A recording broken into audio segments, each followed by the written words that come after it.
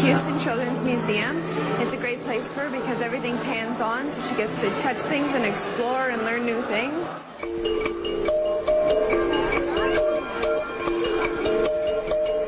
When they are overstimulated, that's exactly what we do when there is too much.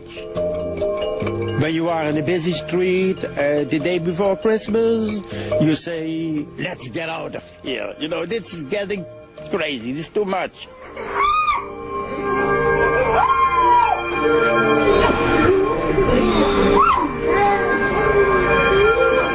Well, right now we've transitioned into a new place. She's a little nervous and unsure of where she is. She's also hungry. All those factors are making her have a little bit of a tantrum right now.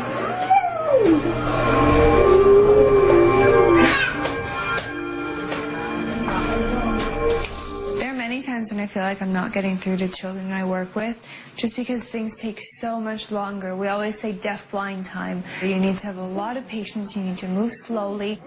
And she really is getting it if you just give her that small window of time to just think about it. Not the same? Oh, there's a big one. But time is something Lindsay does not have. Before she leaves, she wants Emma to improve her signing and to be able to wash her hair and dress herself. Unfortunately, both student and teacher have a long way to go.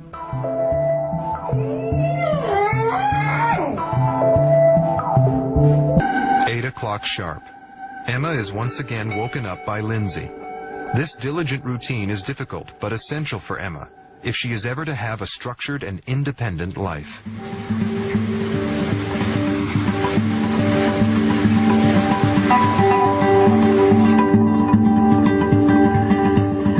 So I'm giving Emma a choice between two dresses. They feel different texture-wise.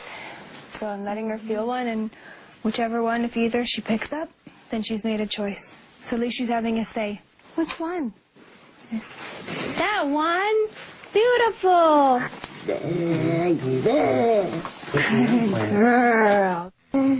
I do believe that without the cochlear implant, Zoe would have never gotten to the stage that these vocalizations are going to mature. And I still hold the hope that she will talk.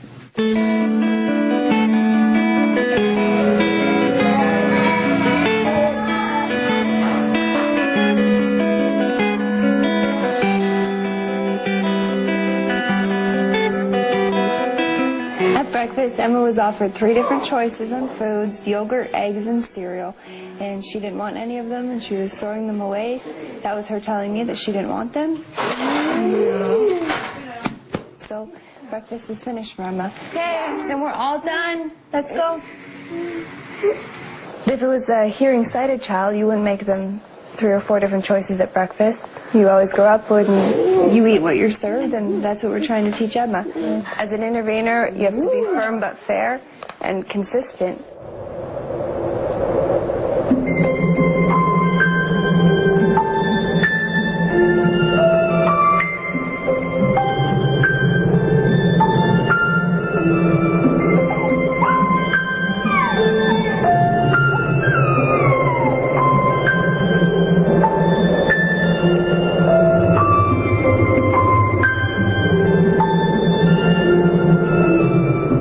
Lindsay set off to the Hartman family's house on a play date. The Hartmans have a deaf-blind son, Christopher.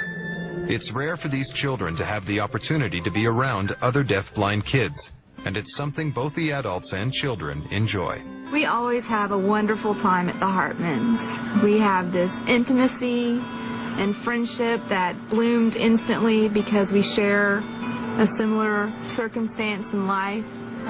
We understand the needs of each other's children. It's just nice to be able to relax and unwind together and just be 2 normal families enjoying the sun. As parents of kids with disabilities, there's a kind of an understanding that you have.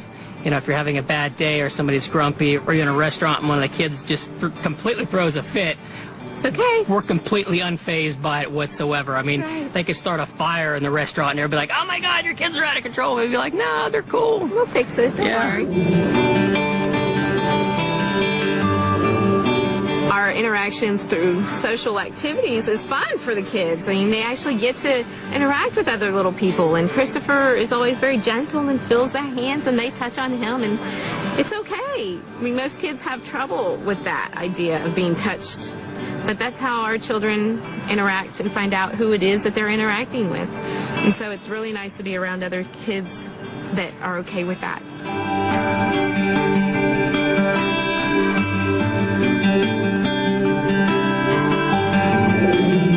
There are over 15,000 deafblind kids in America who George feels need one-on-one intervener teaching.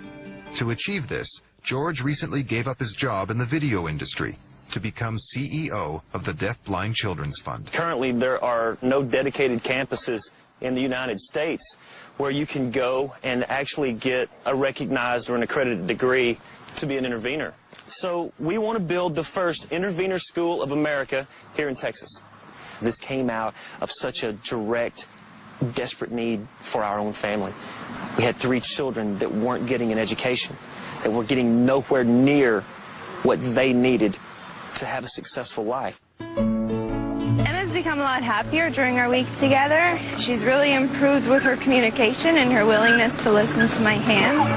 And last night I signed back to her, and she stood up and got right in the back. So that tells me that receptively she's completely understanding the signs, which is incredible improvement. Lindsay's visit is coming to an end. The future is uncertain for Emma and the whole family. How will Emma cope with her intervener's departure? And can she really begin mastering the skills Lindsay has been so desperately trying to teach? Socks on.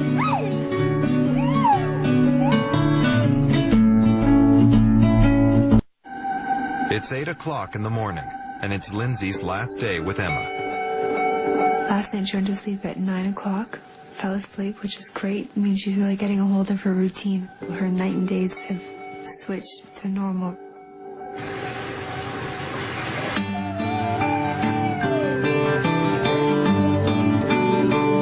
That's a success for Emma to participate in washing her hair. So she's doing very well.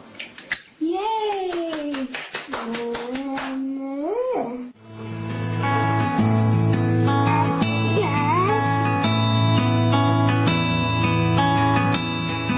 Socks on.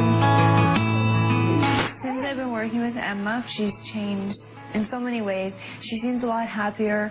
She feels so confident. You can see it in her when she's trying to communicate and form signs. Can you brush your hair?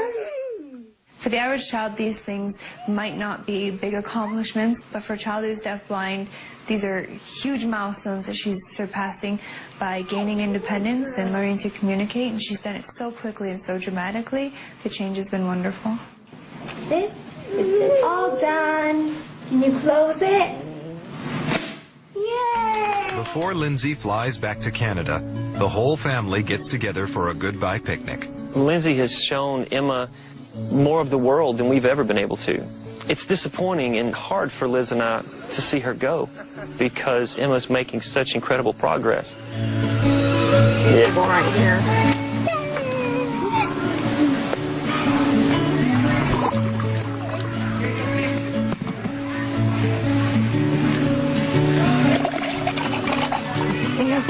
You can just spelling out the word.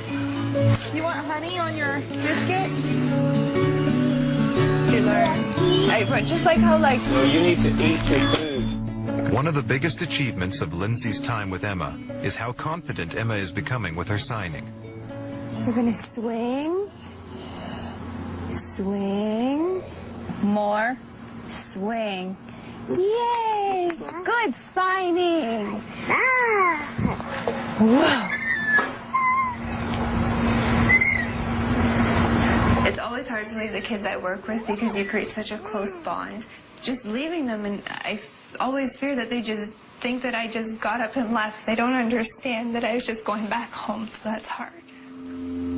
The 3 sisters, from their fragile and uncertain start in life, have surpassed all expectations. Move up gradually. There we go. It's on. Wow, what is that? Where? What is that? They each face their own unique and difficult challenges, and although they have come a long way, their journey is far from over. Long-term goals for the girls would certainly be